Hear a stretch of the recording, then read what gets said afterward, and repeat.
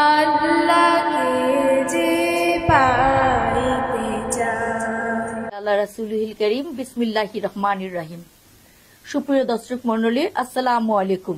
আপনাদের সকলকে স্বাগতম আমাদের আজকের বিশেষ অনুষ্ঠান ইসলামের নারীর অধিকার। ইসলাম নারীকে যে অধিকার দিয়েছে, যে মর্যাদা দিয়েছে, তা নিয়ে অনেকের মনে নানা ধরনের প্রশ্ন থাকে। আমরা আজকে আমাদের আলোচনার মাধ্যমে সেই প্রশ্নগুলোর স্পষ্ট করার চেষ্টা করব। আমাদের সাথে থাকছেন ডক্টর মাহবুবা রহমান, সাবেক বিভাগীয় প্রধান, ইসলামিক স্টাডিজ বিভাগ, লালমাটিয়া মহিলা কলেজ। তিনি একজন সুবক্তা এবং তিনি বিশিষ্ট লেখিকা এবং ইসলামী গবেষক। আপা, আপনাকে স্বাগতম। আসসালামু আলাইকুম। ওয়ালাইকুম সালাম ওয়া রাহমাতুল্লাহ। আপনাদের সাথে থাকতে পেরে আমিও আনন্দিত। আমাদের আজকের মূল বিষয় হচ্ছে ইসলামের নারীর অধিকার। এই বিষয়টি আমরা স্পষ্ট করার জন্য কয়েকটি প্রশ্ন তৈরি করেছি। এই প্রশ্নের মাধ্যমে আমরা যাদের মনে প্রশ্ন আছে যে ইসলামী নারীর অধিকার নিয়ে, সেই বিষয়গুলো স্পষ্টীকরণ করার বিষয়টা নিয়ে আমরা আলোচনা করব। আমি প্রথমে জানতে চাইব, ইসলামের নারীর মৌলিক অধিকার কি কি? আল্লাহ রাব্বুল আলামিন এই সুন্দর পৃথিবী সৃষ্টি করে মানুষকে আশরাফুল মাখলুকাত বা সৃষ্টির সেরা করে সৃষ্টি করেছেন। পবিত্র কোরআনের সূরা 3-এর 4 নম্বর আয়াতে আল্লাহ ঘোষণা দিয়েছেন, লাকাদ খালাকনাল ইনসানা ফি আহসানি তাকবীম। আমি তো সৃষ্টি করেছি মানুষকে সুন্দরতম গঠনে। তাহলে আমরা দেখতে পাচ্ছি যে আল্লাহর সর্বশ্রেষ্ঠ সৃষ্টি হচ্ছে মানুষ। এই মানুষকে তিনি সর্বোচ্চ বেশি মর্যাদা ও সম্মানের অধিকারী করেছেন। মানব সমাজের অর্ধাংশ নর আর অর্ধাংশ নারী। নর নারী পরস্পর নির্ভরশীল। এদের একজনকে বাদ দিয়ে সমাজ শুধু অসম্পূর্ণ নয়, বরং এর অস্তিত্ব অসম্ভব। এজন্য আল্লাহ রাব্বুল আলামিন তারপর বলেছেন যে ইসলামের সর্বক্ষেত্রে সব জায়গায় মানুষ হিসাবে নর আর নারীর অধিকার সমান, এতে কোনো পার্থক্য নাই বা ভেদাভেদ নাই। একজন নারীকে নারী হয়ে জন্ম নেওয়ার কারণে তাকে নিজ ও ছোট মনে করে দেখা সম্পূর্ণ জাহেলি ধ্যান দেওয়া না। ইসলামে এরূপ চিন্তা ভাবনা নাই, ইসলাম এরকম চিন্তা ভাবনা স্বীকার করে না। তারাম দুনিয়ার সর্বত্র যখন নারী উপেক্ষিতা নির্যাতিতা, ঠিক সেই সময় আবির্ভূত হন বিশ্ব শান্তির মূর্ত প্রতীক হযরত মুহাম্মদ সাল্লাল্লাহু আলাইহি সাল্লাম। তার জীবনের প্রধান উদ্দেশ্য ছিল বিশ্ব মানবতার সমাজের যাবতীয় আবর্জনা ও কুসংস্কার দূরীভূত করে বিশ্ব মানবতার কল্যাণ সাধন করা। তিনি দেখতে পেলেন মানবতার অর্ধেক নারী জাতি চরমভাবে অবহেলিত, নিপীড়িত। আল্লাহ রাব্বুল আলামিন তাদের মুক্তি ও মাননার জন্য রাসূল করিম সাল্লাল্লাহু আলাইহি ওয়াসাল্লামের উপর ওহী নাযিল করেন। আল্লাহ পাকের নির্দেশ এবং রাসূল করিম সাল্লাল্লাহু আলাইহি ওয়াসাল্লামের নির্ভুল হেদায়েতে নারীরা শুধু যে নির্যাতন থেকে মুক্তি পেল তা না, বরং জীবনের সর্বোচ্চরে তাদের কি হলো, ন্যায্য অধিকার প্রতিষ্ঠিত হলো এবং তারা সম্মানের মর্যাদার উচ্চ শিখরে আরোহণ করলেন। তাহলে আমরা দেখতে পাচ্ছি যে ইসলাম নারীকে পরিপূর্ণ অধিকার দিয়েছে। একদম মৌলিক অধিকার ক্ষেত্রে যেমন দেখা যাচ্ছে জানমালের নিরাপত্তা, বস্ত্র, অন্ন, বাসস্থান, চিকিৎসা, শিক্ষা, অর্থনৈতিক। অর্থাৎ একজন পুরুষকে ইসলামে যেরকম মৌলিক অধিকার দান করা হয়েছে, তদ্রূপ একজন নারীকে ইসলামে ঠিক মৌলিক অধিকারগুলো দান করা হয়েছে। অনেক ধন্যবাদ সুন্দর করে বিষয়টি বিশ্লেষণ করার জন্য। নারীদের শিক্ষার বিষয়ে ইসলাম কি বলে? ইসলাম দিন এবং পার্থিব শিক্ষা ভাবে নারীকে শুধুমাত্র অনুমতি দেয় নাই। একজন পুরুষের শিক্ষার জন্য প্রয়োজন মনে করা হয়েছে, একটা নারীও ততটুকু প্রয়োজন মনে করা হয়েছে। রাসূল করিম সাল্লাল্লাহু আলাইহি ওয়াসাল্লাম বলেন, তালাবুল ইলমি ফরিদাতুন আলা কুল্লি মুসলিমিন, অর্থাৎ জ্ঞান অর্জন করা প্রত্যেকটি মুসলমান নরের জন্য ফরজ। মেয়েদের জ্ঞান অর্জনের আগ্রহ দেখে রাসূল করিম সাল্লাল্লাহু আলাইহি ওয়াসাল্লাম কি করলেন, তাদের জন্য একটা নির্দিষ্ট দিন ধার্য করলেন। বুখারী শরীফে বর্ণিত আছে যে হযরত আবু সাঈদ খুদরি রাদিয়াল্লাহু আনহু বলেন যে একবার রাসূল করিম সাল্লাল্লাহু আলাইহি ওয়াসাল্লামের নিকট মহিলারা এসে কি বলল, অভিযোগ করলো। কি অভিযোগ করলো? অভিযোগটা ছিল এই যে, ইয়া রাসূলুল্লাহ, পুরুষেরা আপনার চারিদিকে এমন ভাবে ভিড় লাগিয়ে থাকে যে আমরা আপনার কথা শুনতেও পাই না, বুঝতে পারি না।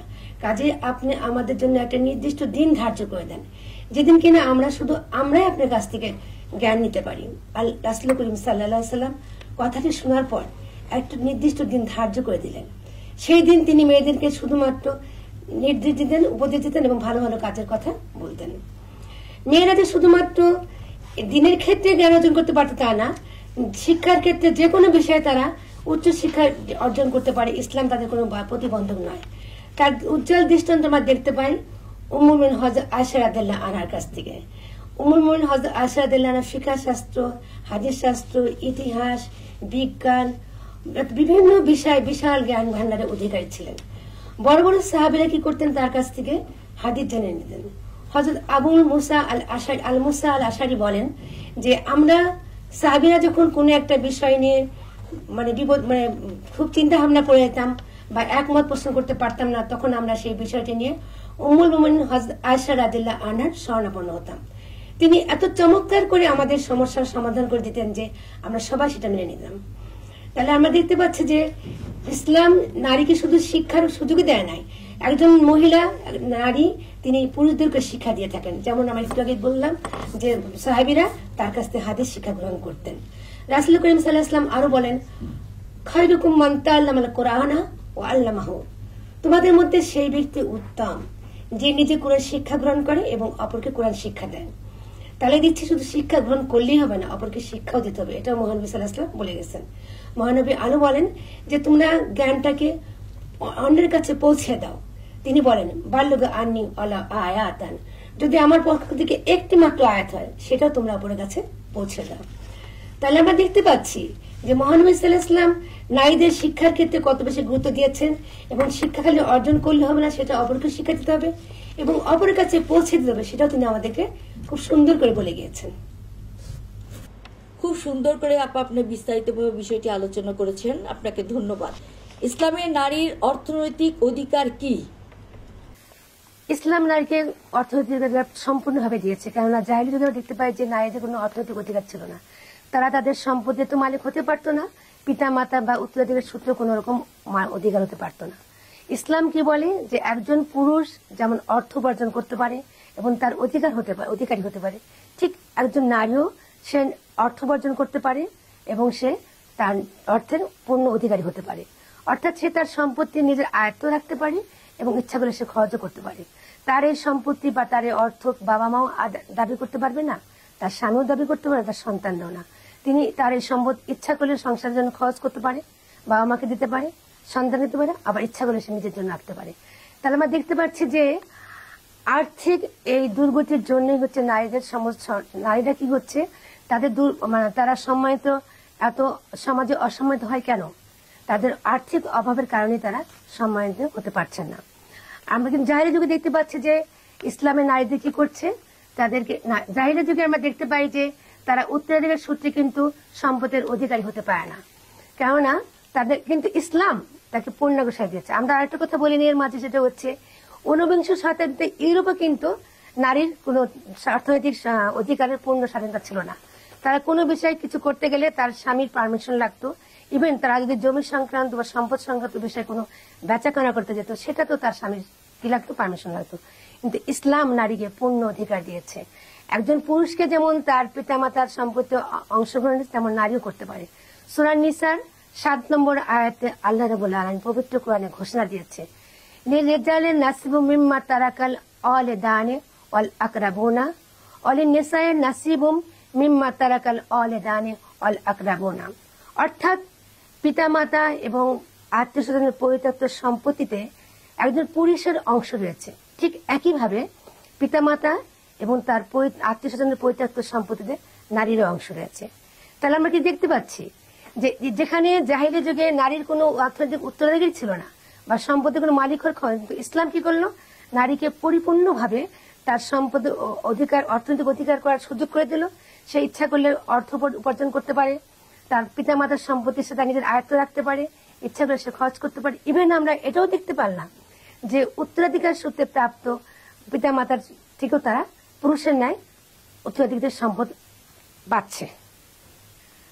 আমরা এখানে দেখতে পেলাম একটা জিনিস, যে অনেক জায়গায় প্রচলিত আছে যে মেয়েদের যখন বিয়ে দিয়ে দেয় তখন সেই সম্পত্তি তার পিতামাতার সম্পত্তি পায় না। কিন্তু ইসলাম এমন একটি ধর্ম, যে ধর্মে বলে দেওয়া হয়েছে যে নারী পুরুষ উভয়ই তার পিতামাতার সম্পত্তির অধিকারী। অর্থাৎ পুরুষরা যেভাবে অধিকার পাবেন মেয়েরাও ঠিক সেভাবে অধিকার পাবেন। যদিও প্রচলিত ক্ষেত্রে অনেক সময় দেখা যায় যে ভাইরা, মানে এখন যেটা আমরা দেখি যে ভাইরা তার পিতা মারা গেলে ভাইরা তার বোনকে বঞ্চিত করার চেষ্টা করে। আজকের এই আলোচনা থেকে আমরা বুঝতে পারলাম, যারা জানেন না জিনিসটা তারা জানতে পারবেন যে পিতার সম্পত্তিতে আসলে তার সন্তান ছেলে যেরকম অধিকারী, মেয়েও ঠিক সেরকম অধিকারী। স্পষ্ট জিনিসটা বোঝা গেল, কারণ উভয়ই তারা তার পিতা মাতার সন্তান। ধন্যবাদ আপা বিস্তারিতভাবে আপনি বিষয়টা আমাদেরকে বুঝিয়ে বলার জন্য। আমরা চতুর্থ প্রশ্নে আমি যাচ্ছি, স্ত্রীর অধিকার সম্পর্কে ইসলামের দৃষ্টিভঙ্গি কি? জাহিলিয়া যুগে স্ত্রী হিসেবে নারী কোনো সম্মানই ছিল না। একটা অস্থাবর আসবাবপত্র সম্পত্তির যে মূল্য ছিল সেটা স্ত্রী তাও ছিল না। তারা কি করতো, ইচ্ছা মতন স্ত্রী গ্রহণ করতো, আবার ইচ্ছা মতন তারা স্ত্রী কি করতো, বর্জন করতো। এর ফলে কি হতো, বর্জন করার পর তার কোনো সম্মান থাকতো না। কিন্তু রাসূল করিম সাল্লাল্লাহু আলাইহি ওয়াসাল্লাম এটার দিকে খুব অত্যন্ত মর্মাহত হলেন। তিনি তাদেরকে পবিত্র কোরআনের বাণী শোনালেন। সূরা বাকারার 187 নম্বর আয়াতে আল্লাহ বলছেন, হুন্না লিবাসুল লাকুম ওয়া আনতুম লিবাসুল লাহুন্না, নারীরা হচ্ছে তোমাদের ভূষণ আর তোমরা হচ্ছে নারীদের ভূষণ। এই সূরা বাকারার আবার 228 নম্বর আয়াতে আল্লাহ বলছেন, একজন স্ত্রীর স্বামীর উপর তেমনই অধিকার রয়েছে যেমন কিনা একজন স্বামী তার স্ত্রীর উপর অধিকার রয়েছে। তাহলে আমরা কি দেখতে পাচ্ছি, ইসলামে স্ত্রীর এবং স্বামীর অধিকার পরস্পর সমান সমান। অর্থাৎ স্বামীর যেমন অধিকার রয়েছে তার স্ত্রীর উপর, যে স্ত্রী তেমন তার অধিকার আছে স্বামীর উপর। কিন্তু আমরা যে জাহিলিয়া যুগে তাকালাম, যে ইসলামে জাহিলিয়া যুগে নারীরা সম্পূর্ণরূপে তাদের স্ত্রীর অধিকার থেকে বঞ্চিত ছিল। ইসলাম তাদেরকে পরিপূর্ণভাবে তাদের মর্যাদা দিয়েছে এবং তাদের সমান অধিকার প্রদান করেছে। ইসলাম ধর্ম হচ্ছে একটি শ্রেষ্ঠ ধর্ম। আজকে আমরা এই আলোচনার মাধ্যমে জিনিসটা স্পষ্ট করে বুঝতে পারছি যে একজন স্ত্রী তার অধিকার কতটুকু, একজন পুরুষের উপর নারীর যেরকম হতে নারীর উপর পুরুষের অধিকার। আসলে অনেকে ভাবে যে নারীরা তো গৃহেই থাকে, সুতরাং সে তাকে যা ইচ্ছা তাই বলবে, তার কথা সেগুলো সে শুনবে। কিন্তু দেখা গেল যে একে অপরের পরিপূরক, অর্থাৎ ইসলাম একমাত্র নারীকে তার অধিকার ও মর্যাদা দিয়েছে, এই মর্যাদা উচ্চ আসনে তাকে অধিষ্ঠিত করেছে। ধন্যবাদ আপা, খুব সুন্দরভাবে বিষয়টি আপনি বিশ্লেষণ করেছেন। আমি আমার 5 নম্বর প্রশ্নে যাব, ইসলাম নারীর প্রকাশ ও পরামর্শ প্রদানে কি অধিকার দিয়েছে? ইসলাম নারীকে অনেক অধিকার দিয়েছে। আমাদের মহানবী সাল্লাল্লাহু আলাইহি ওয়াসাল্লাম নারীদের কাছ থেকে তিনি মতামত নিতেন এবং পরামর্শ গ্রহণ করতেন। এখানে আমরা একটা হুদায়বিয়ার সন্ধির কথাটাই উল্লেখ করতে পারি। বুখারী শরীফে উল্লেখ আছে যে হুদায়বিয়ার সন্ধিতে চুক্তি ছিল যে এবছর ইহরাম না করে ফিরে যেতে হবে। তখন মহানবী সাল্লাল্লাহু আলাইহি ওয়াসাল্লাম কি করলেন, ওই হুদায়বিয়ার স্থানেই তিনি ইহরাম খুলে ফেলতে বললেন এবং তাদের সাথে যে সমস্ত পশুগুলি তারা নিয়ে আসছিলেন এগুলি জবাই করার জন্য আদেশ দিলেন। কিন্তু এই হুদায়বিয়ার সন্ধির চুক্তি ও শর্তগুলি অত্যন্ত বেদনাদায়ক ছিল। এতে তারা সাহাবীরা অত্যন্ত মর্মাহত হয়েছিলেন। কাজে তারা মহানবীর যখন বললেন যে এগুলি জবাই করার আদেশ দিলেন, তাদের কর্মে খুব তৎপরতা অর্থাৎ খুব আগ্রহ দেখা গেল না। তারা যেহেতু খুব মনক্ষুণ্ণ ছিল, তাদের মনটা খারাপ ছিল, তারা কাজে খুব কর্মতৎপরতা দেখালো না। এই অবস্থা দেখে মহানবী সাল্লাল্লাহু আলাইহি ওয়াসাল্লাম তার স্ত্রী উম্মে সালমাকে কাছে ঘটনাটা খুলে বললেন এবং দুঃখ প্রকাশ করলেন যে এখন আমি কি করতে পারি বলো। উম্মুল মুমিনিন হযরত উম্মে সালমা তিনি অত্যন্ত বুদ্ধিমত্তার সাথে সাহাবীদের মনস্তত্ত্বের দিকে লক্ষ্য রেখে পরামর্শ দিলেন যে আপনি এখন কাউকে কোনো কিছু বলবেন না, না বলে আপনি আপনার মতন কাজ করতে শুরু করে দেন, আপনি যা করতে যাচ্ছেন কাজগুলি শুরু করে দেন। দেখবেন যে সাহাবীরা আপনাকে অনুসরণ করছেন, তারা তখন আর আপনার আদেশ পালন করতে বিন্দু মাত্র বিলম্ব করবে না। রাসূল করিম সাল্লাল্লাহু আলাইহি ওয়াসাল্লাম পরামর্শটুকু সানন্দে গ্রহণ করলেন এবং তিনি ঠিক কি করলেন, পরামর্শ অনুযায়ী তার নিজের মতন তিনি কাজ করতে শুরু করলেন। তখন দেখা গেল সাহাবীরা সবাই তখন তার সাথে সাথে তাদের কাজগুলি তার কাজ অনুসরণ করছে। এভাবে একটা উপস্থিত অচল অবস্থা দূর করা হলো। তাহলে আমরা দেখতে পাচ্ছি যে একটা মহিলার পরামর্শে জাতীয় পর্যায়ের অনেক সমাধান হয়ে থাকে, যেটার দৃষ্টান্ত আমরা এই হুদায়বিয়ার সন্ধিতে উম্মুল মুমিনিন সালমা রাদিয়াল্লাহু আনহার পরামর্শে দেখতে পেলাম। আমরা আরো দেখতে পাই যে শাসকদের প্রতিও অনেক সময় মহিলারা উপদেশ দিয়েছেন এবং তাদের শাসনের সমালোচনা করেছেন। একবার হযরত উমাইয়া, একবার হযরত মুয়াবিয়া উম্মুল মুমিনিন হযরত আয়েশা রাদিয়াল্লাহু আনহাকে বলে পাঠালেন যে আপনি আমাকে এমন একটি উপদেশ দেন যেটা নিয়ে আমি সামনের দিকে এগিয়ে চলতে পারি। উম্মুল মুমিনিন হযরত আয়েশা রাদিয়াল্লাহু আনহা একটা হাদিস লিখে পাঠালেন। সেটা ছিল এই, যে ব্যক্তি আল্লাহকে সন্তুষ্ট করে এবং মানুষকে অসন্তুষ্ট রাখে সেখানে আল্লাহ তাআলা তার উপর সাহায্য করে, অর্থাৎ তখন তার মধ্যে কোনো বিপদ, লোকেরা তার কোনো ক্ষতি করতে পারে না, কারণ আল্লাহ তার হেফাজত হয়ে থাকে। কিন্তু যখন কোনো ব্যক্তি আল্লাহকে অসন্তুষ্ট করে লোকদেরকে সন্তুষ্ট রাখার চেষ্টা করে তখন কিন্তু আল্লাহ তার দিকে আর তাকায় না, তখন আল্লাহ তাদেরকে ওই ব্যক্তিদের কাছে ছেড়ে দেয় যাদের প্রতি তারা নির্ভর করেছিল। এক্ষেত্রে দেখা যায় কি ব্যক্তিরা তাদের উপর যা খুশি ব্যবহার করতে থাকে। আমরা আরেকটা জিনিস দেখতে পাই, সেটা হচ্ছে যে আমরা জানি যে ইসলামে মেয়েদেরকে মহারণা দেওয়া হয়, তো মহারণা কোনো নির্দিষ্ট মানে নির্ধারণ করে দেওয়া হয় নাই। তো একবার ওমর রাদিয়াল্লাহু আনহু কোন একটা মজলিসে তিনি মহারণার খুব যথাসম্ভব যত কম দেওয়া যায় বলে ঘোষণা দিচ্ছিলেন বা বক্তৃতা দিচ্ছিলেন। সেই মজলিসে মহিলা উপস্থিত ছিলেন, একজন মহিলা, তিনি দাঁড়িয়ে প্রোটেস্ট করলেন। তিনি বললেন যে কোরআনে আছে যদি কোনো ব্যক্তি তার স্ত্রীকে বিপুল পরিমাণের মহারণা দিয়ে থাকে সেখান থেকে বিন্দু মাত্র ফেরত নিতে পারবে না। তা ওমরকে বলছে আপনি কে, আপনি এই আইন জারি করার কে? আল্লাহ যেখানে আইন করছে তো আপনি মানতে অবাধ্য হতে পারেন না। তাহলে ওমর রাদিয়াল্লাহু আনহু তো অবাক হয়ে গেলেন। তিনি তো মহিলাকে ধমক দিলেনই না, আর খুশি হলেন যে ঠিক আছে, ওমরের মতন একজন শাসকরও ভুল হতে পারে, যেমন তারও সমালোচনা করেছে একজন নারী। তিনি খুশি হয়ে মহিলাটির কথা বললেন যে আজকে একজন মহিলা ওমরের সঙ্গে তর্ক করে বিজয়ী হলো। এতে আমরা দেখতে পাচ্ছি যে তৎকালীন সময় অর্থাৎ মহানবীর সময় এবং খোলাফায়ে রাশিদিনের সময় মহিলারা অনেক মতামত দিয়েছেন, অনেক অভিমত প্রকাশ করেছেন এবং শাসকদের প্রতি উপদেশও দিয়েছেন। আসলে শিক্ষাটা হচ্ছে আসল, কারণ পরামর্শ যে দিবে সেক্ষেত্রে দেখা যাচ্ছে যে আমি যা বুঝলাম তাতে দেখা যাচ্ছে যে পরামর্শ দেওয়া, একজন গৃহে যখন বসবাস করে তখন স্বামীর অবশ্যই উচিত তার স্ত্রীর কাছে পরামর্শ করে কোনো কাজ করা। স্বয়ং ইসলাম যেখানে তাকে বলেছে, এগুলো আসলে অজ্ঞতার জন্য হয়ে থাকে। ম্যাক্সিমাম ক্ষেত্রে দেখা যায় তারা কোরআন হাদিস সম্পর্কে জানে না, তারা নিজেরা পয়সা উপার্জন করে যথেচ্ছা খরচ করে কোনো কিছু সৃজনশীল ভাবে করতে পারে না। যদি তারা নারীর সাথে পরামর্শ করে, এই যাবৎকালে যারা নারীর সাথে পরামর্শ করেছে প্রত্যেকেই কিন্তু জয়ী হয়েছে, কারণ ইসলাম যেহেতু নারীকে অগ্রাধিকার দিয়েছে, মর্যাদা দিয়েছে। এবং ইসলামের এই মত যা আলোচনা হলো, এই বিষয়বস্তু যদি সকলে ঠিক মতো বোধগম্য করেন এবং বুঝতে পারেন, তাহলে তাদের মনে আর কখনোই প্রশ্ন উদ্রেক হবে না যে তারা নারীরাও যে মত প্রকাশ করে তাকে দেশ চালাতে পারে, জাতি চালাতে পারে, একটা গৃহ একটা সংসার থেকে শুরু করে সবকিছু পরামর্শ দিয়ে নারীরা চালাতে পারে। ধন্যবাদ আপনাকে আপা। নারীদের পর্দা সম্পর্কে ইসলামের মূল নীতি কি? আসলে ইসলামে বলা হচ্ছে যে একজন মেয়ে যখন ঘর থেকে বের হবে তার খেয়াল রাখতে হবে যাতে শারীরিক গঠনের আকৃতি যেন বাহ্যিকভাবে প্রকাশিত না হয়। অর্থাৎ সাধারণ ড্রেস যেটা আমরা পরি সেটা পরার পরও একটা অতিরিক্ত ড্রেস আমাদের গায়ে পরতে বলা হয়েছে। সূরা আহজাবের 59 নম্বর আয়াতে আল্লাহ রাব্বুল আলামিন বলছেন, হে নবী, আপনি আপনার মেয়েদের, আপনার স্ত্রীদের এবং মুমিন মেয়েদেরকে, নারীদেরকে বলে দেন তারা যখন ঘর থেকে বের হয় তারা যেন মাথার উপর একটা চাদর ঝুলিয়ে দেয়। এইভাবে যদি বের হলে পারে তাদেরকে চেনা যাবে এবং তাদেরকে কেউ বিরক্ত করবে না। আমরা এই আয়াতের দ্বারা এটি স্পষ্ট বুঝতে পারছি যে যখন কোনো নারী একটা শালীন ড্রেস পরে বের হয় তাকে সবাই শ্রদ্ধা করে, অর্থাৎ সম্মান করে। তার এই পর্দার কারণে কিন্তু সে অনেক সম্মানিত হয়ে থাকে। আবার যখন একটা নারী একটা উচ্ছৃঙ্খল ড্রেস পরে বা যেটা কুরুচিপূর্ণ, যা দেখতে ভালো লাগে না, ড্রেস পরে বের হয়ে তার শারীরিক আকৃতি গঠনগুলি প্রকাশিত হয়, তখন কিন্তু তাকে মানুষ বিরক্ত করতে থাকে।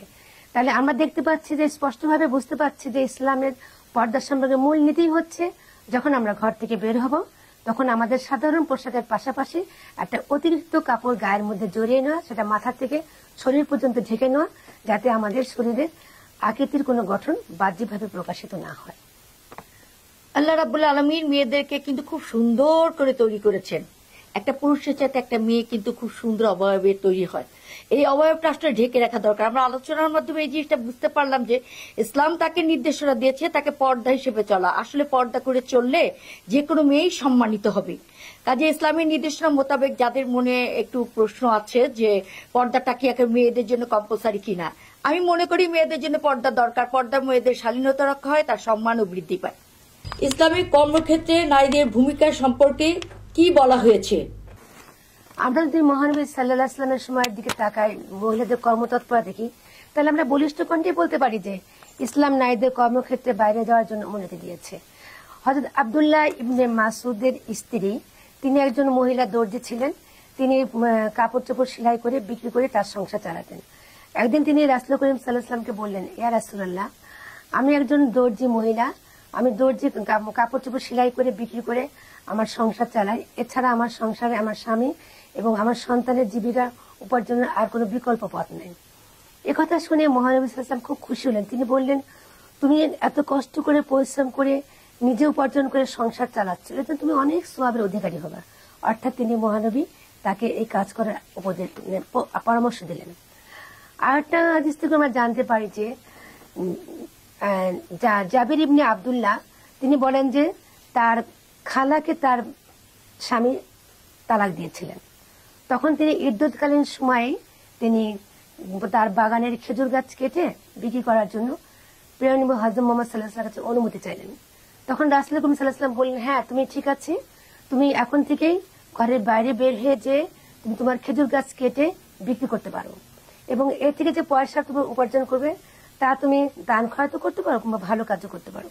আমরা এই দুটো হাদিসের মাধ্যমে স্পষ্ট বুঝতে পারছি যে ইসলামের শরীয়তের বিধানের মধ্যে থেকে একজন নারী কর্মক্ষেত্রে অংশগ্রহণ করতে পারে। সে যে কোনো কর্মক্ষেত্রে যেতে পারে, প্রয়োজনীয় তাগিদে সে হালাল উপার্জন করার জন্য যে কোনো কর্মক্ষেত্রে সে অংশগ্রহণ করতে পারে। তবে তাকে একটি খেয়াল রাখতে হবে যে সে কর্মক্ষেত্রে যখন সে বের হচ্ছে, সে তার ইসলামের শরীয়তের বিধান অনুযায়ী চলে কিনা।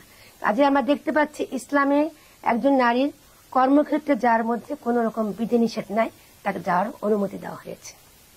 খুব সুন্দর হলো কথাটা, যে আসলে মেয়েরা যে কর্মক্ষেত্রে যেতে পারে। অনেকের মনে ধারণা যে মেয়েরা গৃহে থাকবে, গৃহে বন্দী হয়ে থাকবে, কিন্তু পবিত্র ধর্ম ইসলাম এবং রাসূল সাল্লাল্লাহু আলাইহি ওয়াসাল্লামের হাদিস বিভিন্ন ক্ষেত্রে বিভিন্ন উদাহরণ দিয়েছেন যে মেয়েরাও আসলে কাজ করতে পারবে, কর্মক্ষেত্রে তারা অংশগ্রহণ করতে পারবে।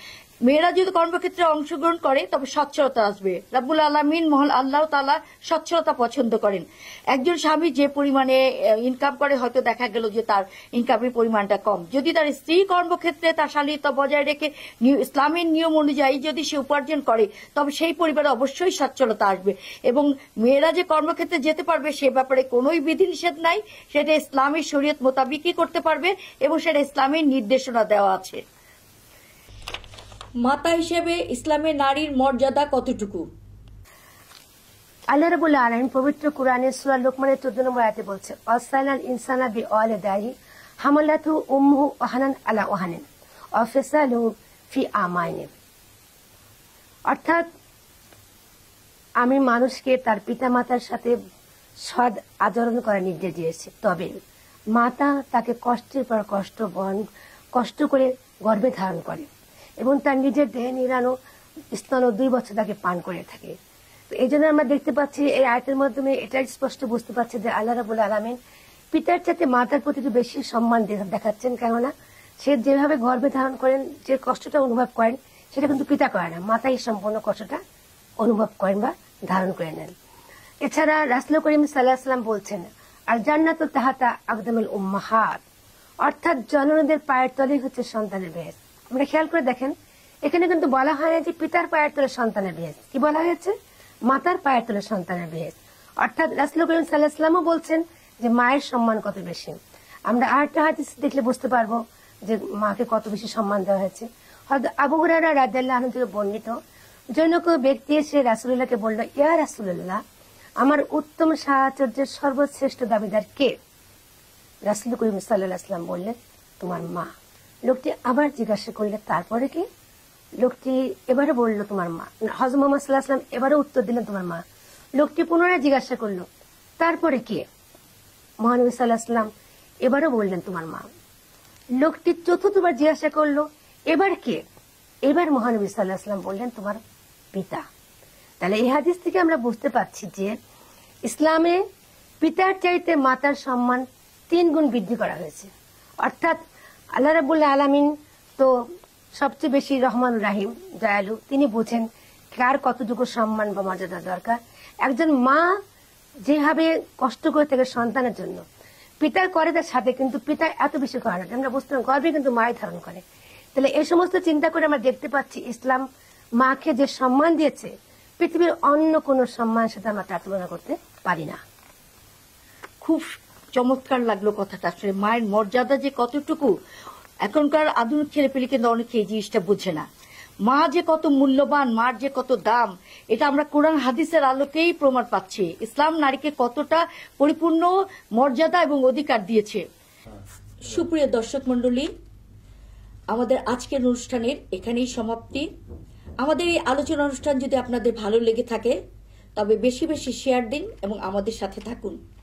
আপনাদের সকলকেই অসংখ্য ধন্যবাদ। আসসালামু আলাইকুম।